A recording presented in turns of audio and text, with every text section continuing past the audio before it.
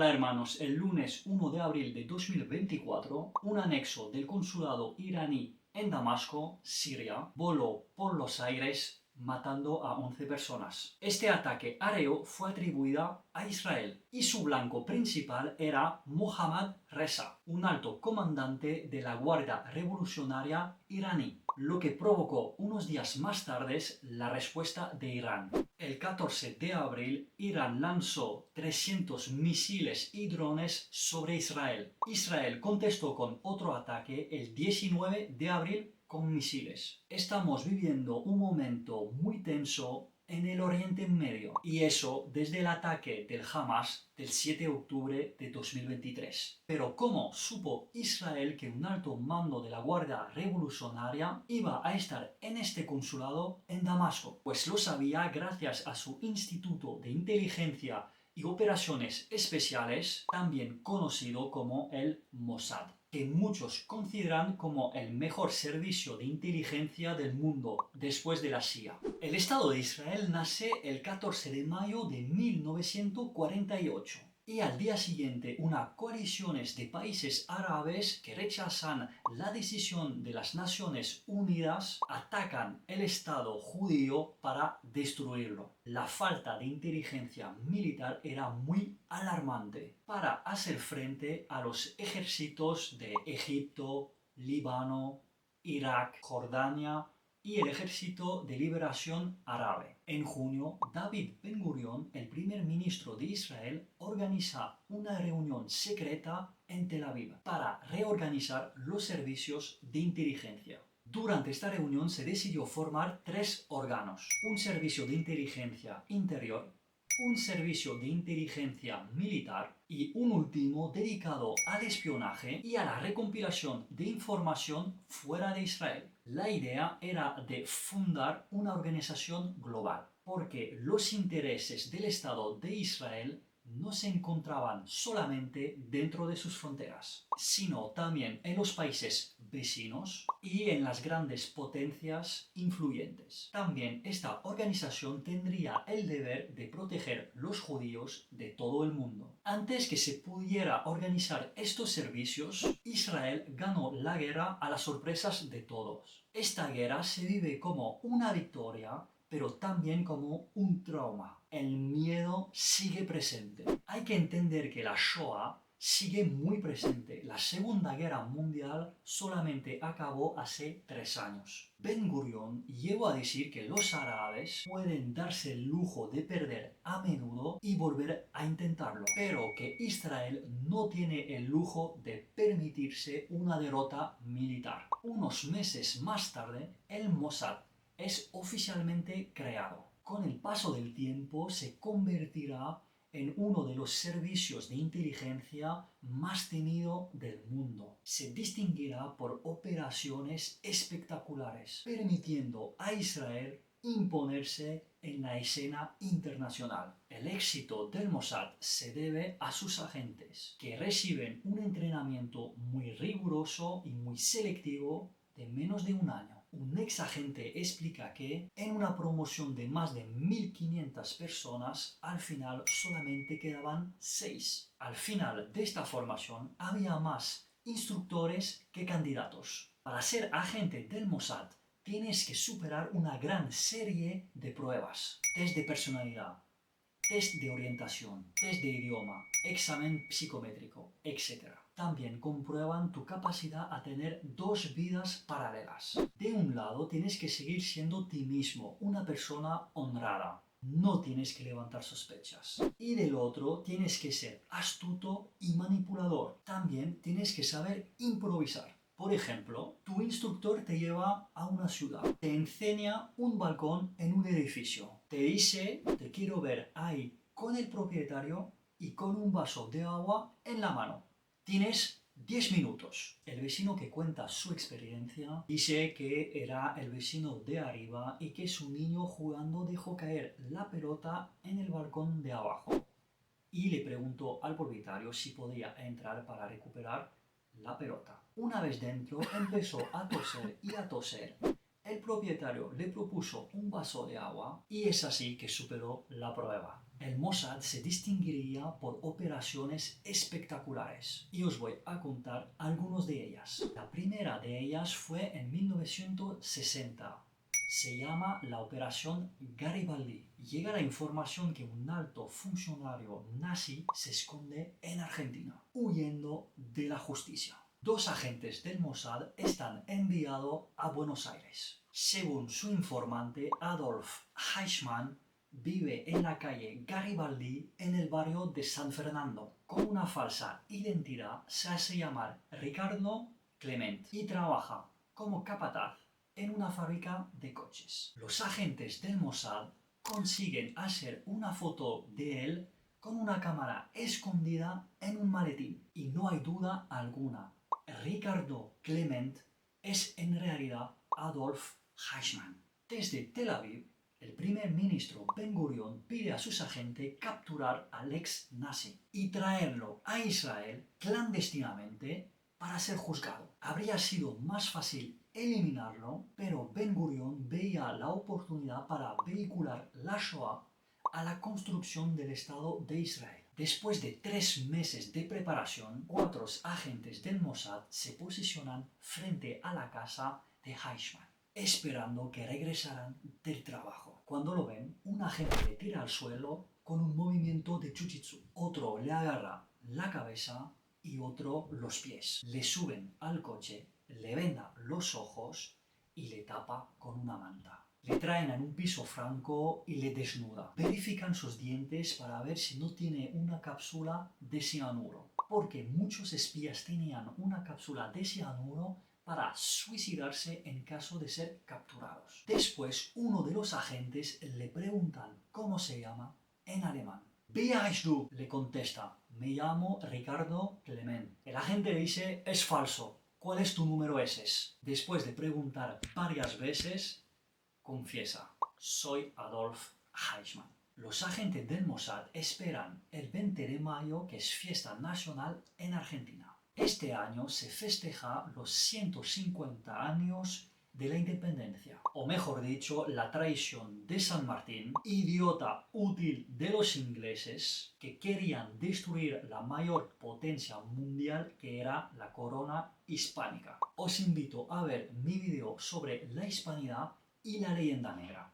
Ese día hay una gran cantidad de delegaciones extranjeras que llegan a Buenos Aires para unirse a la ceremonia. La delegación israelí que llega en realidad son agentes del Mossad y aprovechan la gran cantidad de gente en el aeropuerto para subir Eichmann en el avión. 2 años más tarde, Adolf Eichmann fue condenado a muerte y ejecutado. Es a partir de este momento que el Mossad entra en la leyenda. Cambia por completo las relaciones entre Israel y el resto del mundo. A partir de ahí, el Mossad construye su imagen de un servicio todopoderoso y omnipotente, que puede llegar a eliminar un enemigo donde sea en el mundo. Otra operación espectacular es la captura del caza soviética MiG-21 en 1966. Muchos países árabes que siguen con la voluntad de destruir Israel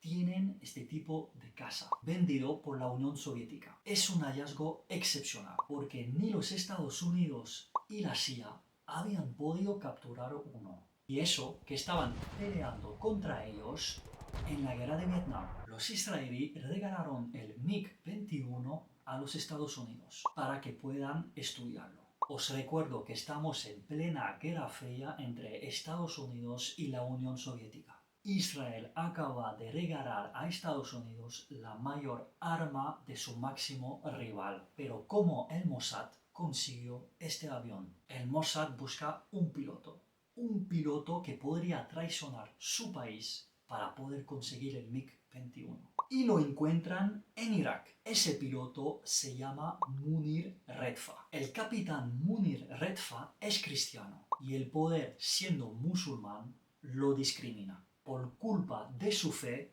no puede subir en la jerarquía militar y eso le frustra mucho. El Mossad va a aprovechar esto. Organiza una reunión en Atenas, Grecia. Los agentes le preguntaron directamente si podía conseguir un MiG-21. ¿Estás dispuesto a desertar con tu avión? ¿Y qué pides a cambio? Munir Redfa se quedó en shock y no contesta. Hubo falta varias otros encuentros para convencerlo. Incluso el propio jefe del Mossad quedó con él, pero al final acepta. Y a cambio pide la exfiltración de toda su familia de Irak. El 16 de agosto de 1966, el piloto iraquí tiene que hacer un ejercicio de entrenamiento con su MiG-21. Recibe un mensaje secreto del Mossad que le dice que su familia está a salvo y que puede actuar. El capitán Munir Redfa sigue las instrucciones que le han dado el Mossad. Coge un determinado corredor aéreo y a una cierta altitud corta su radio sobrevolando el territorio iraquí y jordano. La torre de control iraquí no para de llamarle, pero él no contesta. Cuando llega a la frontera de Israel, dos cazas israelíes la acompañan hasta una base militar. Increíble, la operación es un éxito total. Otra gran operación es la guerra preventiva contra Egipto en 1967. Israel tiene agentes del Mossad en todos los países árabes que recompilan informaciones. Y con todas estas informaciones, Israel decide atacar primero. Un ataque relámpago en el Sinaí contra su enemigo más poderoso, Egipto. Por la mañana, la aviación israelí ataca por sorpresa y destruye todos los aviones egipcios que no habían podido despegar en solo 3 horas. Y esa gran hazaña se debe a la información del Mossad. Después, el ejército israelí invade el Sinaí. Durante esa ofensiva terrestre, los agentes del Mossad están sobre el terreno y a través de una radio libran una guerra psicológica para desalentar a los egipcios. Según un ex soldado egipcio, esta radio ha tenido una gran importancia porque los israelíes estaban muy bien informados. Daban nombres de lugares donde la resistencia egipcia guardaban sus armas. Daban los nombres de las personas involucradas en la resistencia y les aconsejaban quedarse en su casa y no actuar. Hacían propaganda diciendo que los líderes árabes les habían mentido y que ya no tenían que confiar en ellos. Los países que apoyan Egipto, Irak, Jordania, Siria, entran en el conflicto. Israel consigue una hazaña extraordinaria, derrota a estos ejércitos en solo 6 días. Una vez más, el papel del Mossad fue decisivo. Damos un salto en el tiempo y llegamos a los Juegos Olímpicos de Múnich en 1972. Estos Juegos Olímpicos en Alemania debían hacer olvidar los Juegos Olímpicos de 1936 que sirvió de propaganda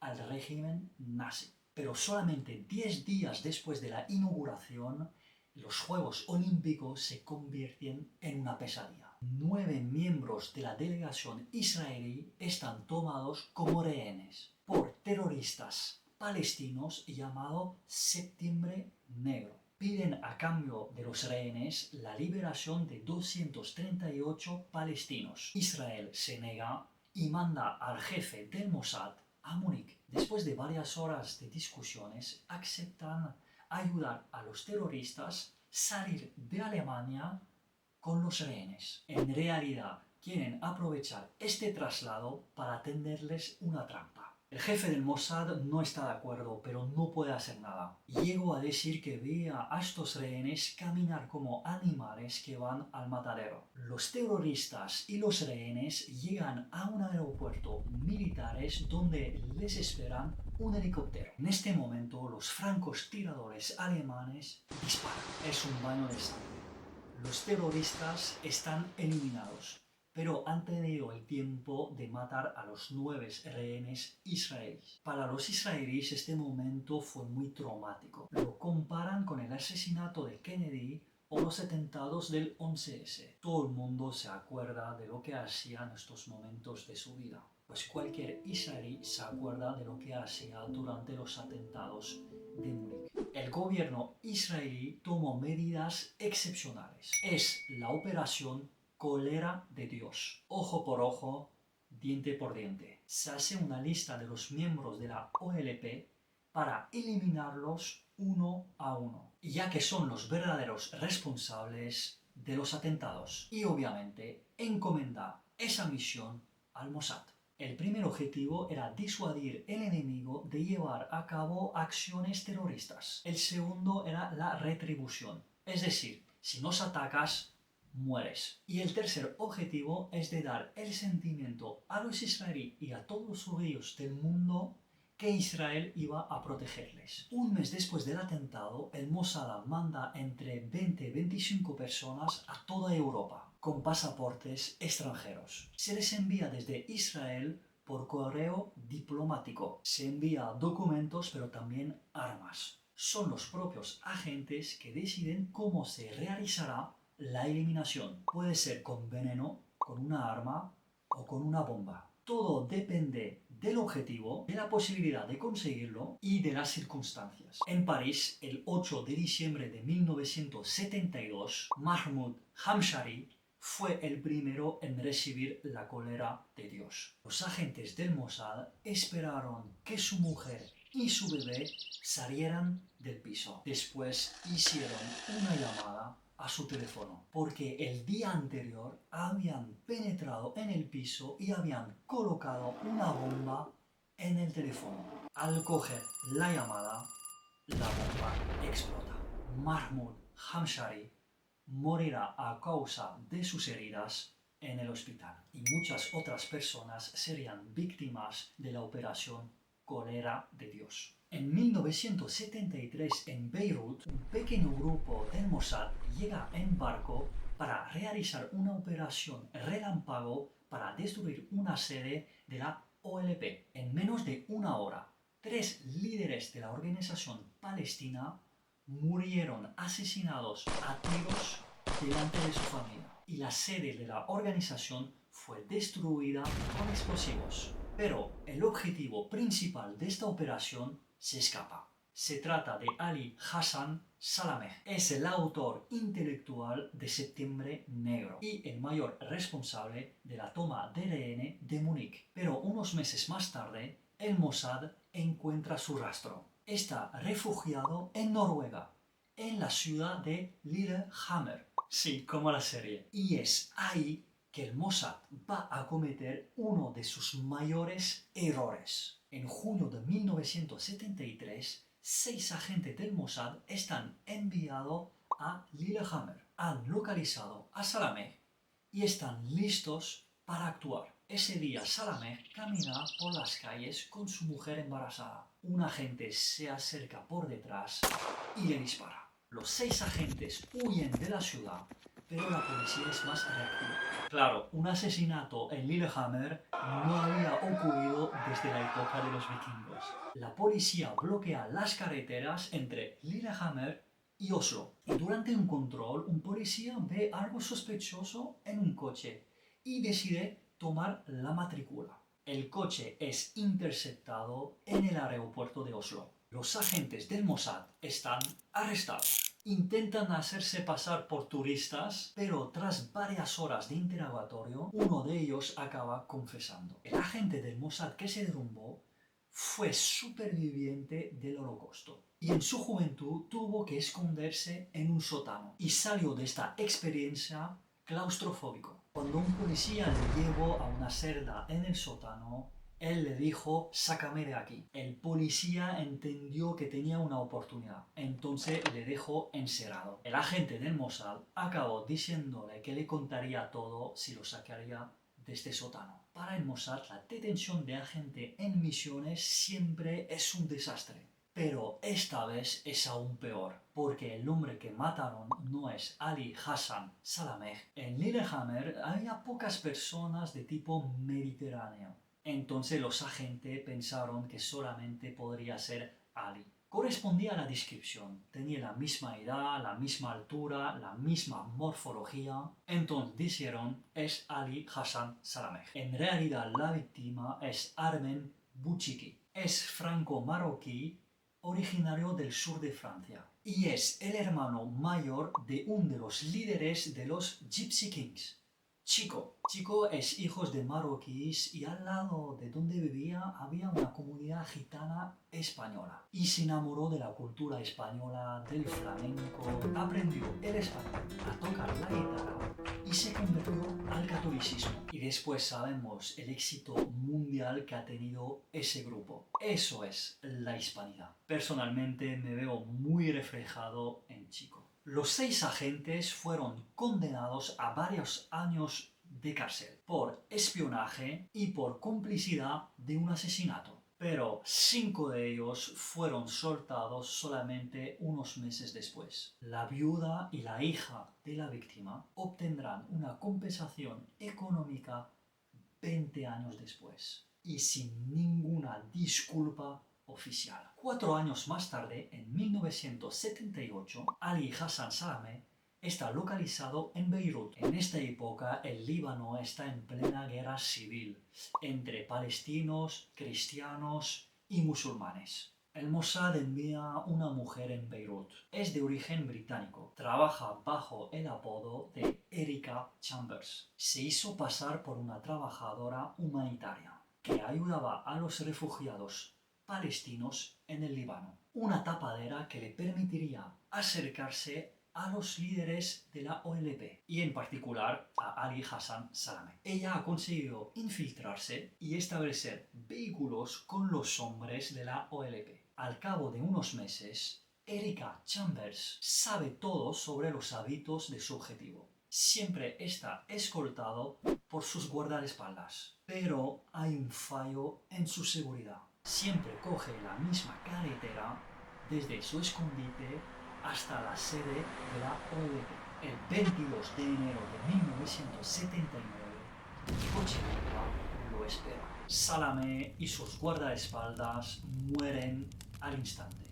Las víctimas del atentado de Múnich están vengadas. En 1975, Saddam Hussein quiere comprar una central nuclear a Francia. Y eso no hace gracia a Israel, porque Irak podría desarrollar la bomba nuclear y ser una amenaza aún mayor para el Estado judío, ya que Irak no había firmado la paz con Israel desde la guerra de 1948. De hecho, es bastante gracioso porque es Francia que vende la tecnología nuclear a Israel para convertirla en una potencia atómica. A pesar que Israel nunca reconoció oficialmente que tiene la bomba atómica, la tiene. Entonces se le asigna una nueva misión al Mossad: hacer todo lo posible para que Francia no vende esa central nuclear a Irak. En 1979, agentes del Mossad llegan al sur de Francia. Han descubierto que una empresa tiene una nave en el puerto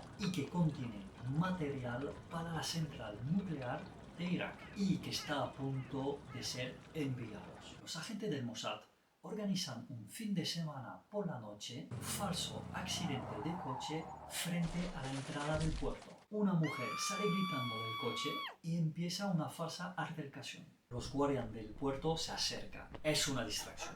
Mientras tanto, otros agentes del Mossad se infiltran en el puerto y entran en la nave. Colocan explosivos para destruir la maquinaria de la futura central nuclear y se marchan. Unas horas después hubo una explosión, pero es un fracaso. La maquinaria destruida no es la correcta, solo se retrasó un poco el envío. El Mossad cambia de estrategia. Varios ingenieros franceses que trabajan en la fabricación de la central nuclear para Irak reciben cartas amenazadoras de una misteriosa organización islámica contraria a Saddam Hussein. Bueno, el mensaje de esta carta es explícito. Si siguen trabajando en este proyecto, usted y su familia morirán. Unos días después de recibir estas cartas, reciben llamadas anónimas. Otra vez, el mensaje es claro: amenazan a ellos y a sus familias. Esta campaña de intimidación provocará la dimisión de varios ingenieros franceses. Los servicios franceses sospechan a Israel de estas amenazas, pero no tienen pruebas. Quiero decir que no les pasó nada a los ingenieros, solamente quedó en amenazas. Pero en 1981, un ingeniero egipcio, Yahya al-Meshad, está encontrado muerto en un hotel de París. Era el director de la industria nuclear iraquí y eso le convertía en un blanco para el Mossad. ¿Cómo ocurrió? Una mujer le sedujo mientras estaba esperando el bus y al día siguiente lo encuentra en su habitación degollado. La mujer que lo acompañó a su habitación es rápidamente identificada. Es una prostituta conocida por la policía. Un mes después fue atropellada por un coche en las calles de París. Murió al instante. A pesar de todas estas operaciones del Mossad, la central nuclear iraquí está a punto de funcionar. El Estado de Israel decide de una operación militar. Bombardea la central nuclear iraquí y la destruye. Esta vez es la industria nuclear iraní que preocupa a Israel y obviamente el gobierno pide ayuda al Mossad. Primero, para recompilar información. Después de tener la certeza que Irán quiere y puede tener la bomba atómica, el Mossad puede actuar. En 2006 es el Mossad que influye en la decisión de las Naciones Unidas de votar unas sanciones contra Irán. Al mismo tiempo, el Mossad asesina a varios científicos ingenieros que trabajan en el nuclear iraní. El objetivo de estos asesinatos es ganar tiempo, porque toma mucho tiempo para reemplazar estos ingenieros y científicos. Otra estrategia del Mossad es crear empresas falsas que van a trabajar con los iraníes para venderles equipos defectuosos. Primero venden productos reales y de buena calidad, porque necesitan ser creíbles. Obviamente los iraníes van a pedir referencias, por ejemplo, con quién habéis hecho negocios. Entonces son empresas en apariencia legal y es muy difícil crearlas. ¿Cómo funciona? Pues venden buenos equipos, así te ganas la confianza de los iraníes y sigues vendiéndoles buenos equipos. Y durante la última transacción les venden equipos defectuosos. Los iraníes lo instalan y nada funciona.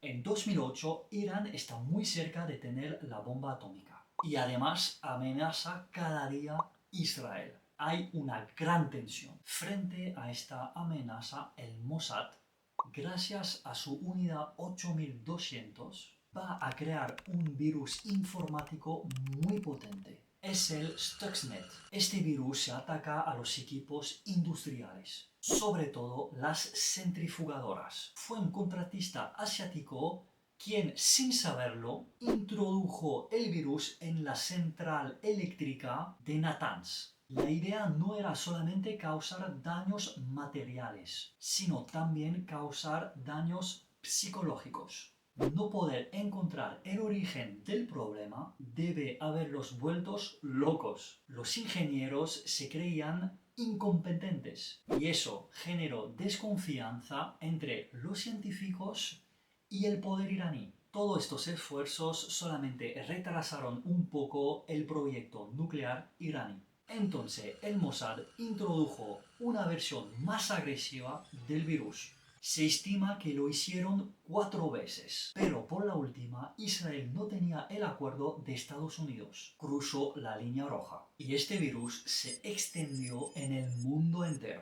Al final, estos sabotajes dieron sus frutos. Después de más de 10 años de guerra secreta, en 2015 Irán acepta negociar un acuerdo con la comunidad internacional para detener su programa nuclear militar. Pero no es una victoria total para Israel. Muchos políticos israelíes consideran que este acuerdo es malo. Por ellos, Obama, que era presidente de Estados Unidos en este momento, no había obtenido bastantes garantías de parte de Irán. Por Israel, los estadounidenses aceleraron el proceso, porque Obama quería que este acuerdo sea firmado durante su mandato. Los iraníes no son tontos. Desde el momento que se dieron cuenta que los estadounidenses estaban más motivados que ellos por este acuerdo, comprendieron que las cartas las tenían en sus manos. Entonces los iraníes firmaron un contrato que les convenía, porque les permite seguir desarrollando lentamente sus armas nucleares. Entonces el Mossad sigue movilizado sobre el nuclear iraní. Y en 2018 consiguen robar 500 kilos de documentos comprometedores, lo que tendrá por consecuencias que el nuevo presidente de Estados Unidos, Donald Trump, pondrá fin a este acuerdo y así relanzar las sanciones económicas sobre Irán. Bien, habría podido también hablar de la operación NTB en 1976. De hecho, han hecho una peli sobre esta operación. O del asesinato en Túnez en 1988 del brazo derecho de Yasser Arafat.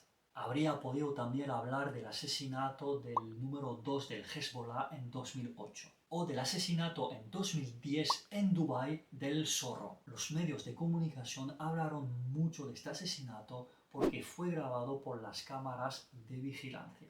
Para concluir, hermanos, decir que un país tan pequeño como Israel, que sea tan temido por sus enemigos pero también por todas las potencias mundiales, a mí me fascina. El Mossad, lo hemos visto, ha hecho cosas increíbles, pero también cosas muy nefastas. Las eliminaciones, o yo prefiero decir los asesinatos, no han aportado a Israel ni a los judíos del mundo una mejor seguridad.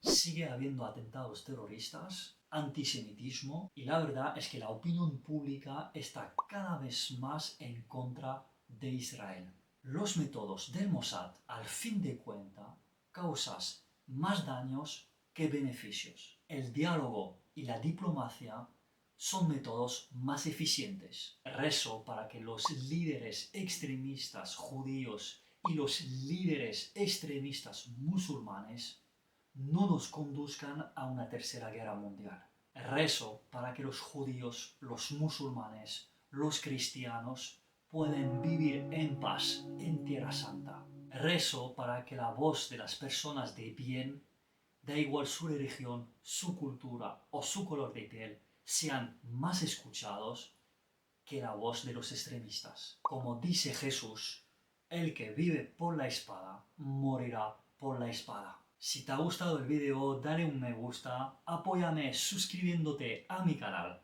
Ave María.